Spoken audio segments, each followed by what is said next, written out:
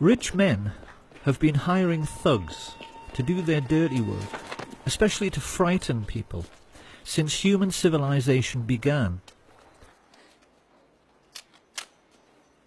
What people have to try to appreciate is that Nazism, in reality, was simply the first time in human history that the rich had enough wealth to hire an entire country of thugs to do their dirty work. Some of the most emotive images in world history are those of the Nazi war machine swooping across the Low Countries to begin their occupation of France, and people have always assumed that the trucks used for the miles-long troop convoys must have been German trucks. But if anyone at that time had taken the trouble to lift up the cowling and look at the engine, they would have found these were actually Ford trucks, which had been built with personal permission from Henry Ford, who was sitting in his office 4,000 miles away in Dearborn, Michigan, a service for which he was given the Grand Cross of the Eagle, the highest honour the Nazis ever bestowed on a civilian. Ford sued the U.S. Army, the U.S. government in the 50s because during the war the U.S. Air Force bombed their tank-making facilities in Germany, and this is true. And what was it, like 52 or something? They sued the U.S. government for destroying their factories, and they won. They won the lawsuit. So I had to write a little song for Henry here.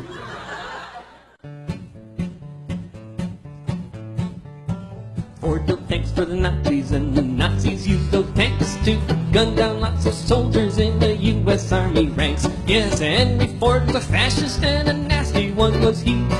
He built tanks for anyone for the proper fee.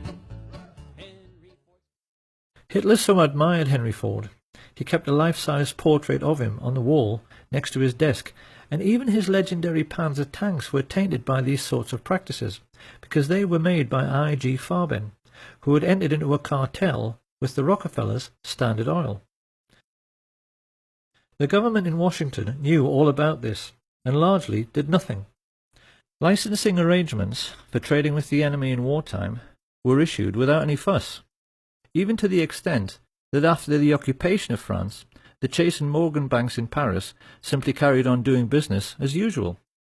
The incredible truth, which the rich elite have managed to hide from the world for 70 years through their control over school books and our education system, is that the Nazi war machine was actually an American business. And for the Rockefellers, DuPonts, Harrimans, Walkers and Bushes in particular, it was a highly lucrative business. For their part, Coca-Cola's contribution to the war effort was to sell billions of soft drinks to the thirsty Nazis, while they were strafing and bombing Allied soldiers, particularly in very hot regions. In the desert, where refrigerators tend to be scarce, there were even stories of Messerschmitt pilots wrapping wet towels around bottles of Coke, tying them to their aircraft, then flying up to altitude, where the cold and the wind chill turned the wet towel into a solid block of ice. They would then dive down, crack open the towel, and enjoy an ice-cold Coke in the desert. If they had wanted to, the Western multinationals could have grounded the Luftwaffe and stopped the war at any time, because the German aircraft were totally dependent on imported supplies of tetraethyl lead, an additive which prevents knocking in aero engines. But Standard Oil kept the supply of this vital resource going through neutral Switzerland for the entire war.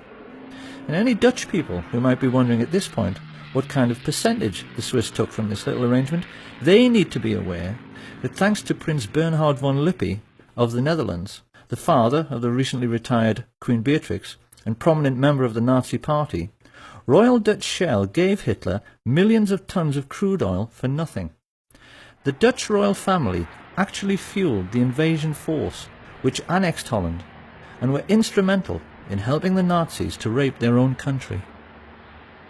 But most shocking of all is the truth of what really happened in the little Polish town of Oświęcim. This sleepy little hamlet just happened to be in an extremely mineral-rich region, particularly for coal, which Western industrialists had wanted to get their hands on for years, With the coming of the Hitler regime and the invasion of Poland, the fascist financiers had the bright idea of turning this conquered region into an investor's paradise by building a Nazi concentration camp near the town and utilising the slave labour available to drastically reduce their own production costs. Few people are aware of the gigantic scale of the Nazi concentration camp network and are blissfully unaware that the real purpose behind their construction was to make a profit for the rich, which is why they stole all the gold watches, gold wedding rings and gold teeth fillings and melted them down into gold ingots. To this day, there are bars of gold lying in the vaults of the Bank of England, which have the Nazi swastika stamped on them. Gold stolen from Jewish corpses. It shouldn't come as any great surprise that George Herbert Walker's family were slave owners on the cotton plantations of 1930s America. Walker was used to organising slave labour.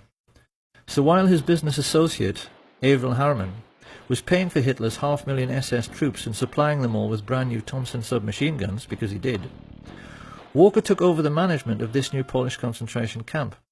And when his Nazi friends started complaining that they couldn't pronounce the name Auschwitz any better than I can, they all got together and decided they had better Germanize the name into something which sat more comfortably on Nazi tongues. It was in this way that the world first heard of Auschwitz. Because the truth about Auschwitz and the entire Nazi war machine is that they were essentially no different to McDonald's.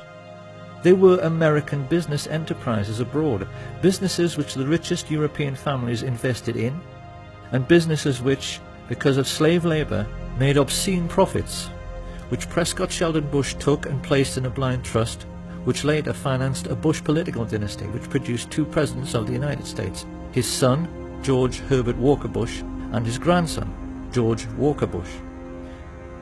This picture of the railway leading into Auschwitz has, since World War II, become the iconic image of the Holocaust.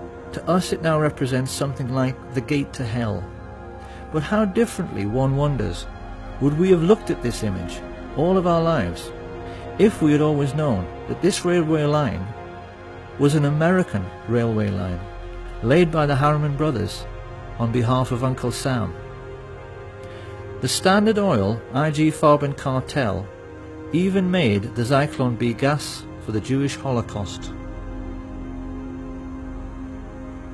Now anyone who at this point is thinking that all this simply cannot be true, because if it was, someone would have sued, well, someone did.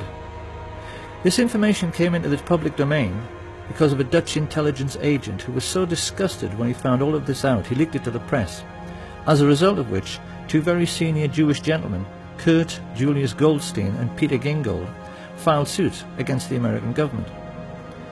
Of course, the more discriminating among us will now be asking how it can be that this story went completely unreported in the mainstream media. One might just as well ask why the Times in London was writing favourable stories about the Nazi concentration camps throughout the 1930s, and why Lord Rothermere was still referring to Hitler as a great gentleman as late as 1940.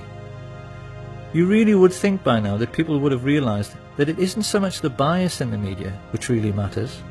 It's the things they know about, but never tell you, that really matter. Because the truth is that the press knew exactly what was going on in the concentration camps all through the war. They never said a word about it,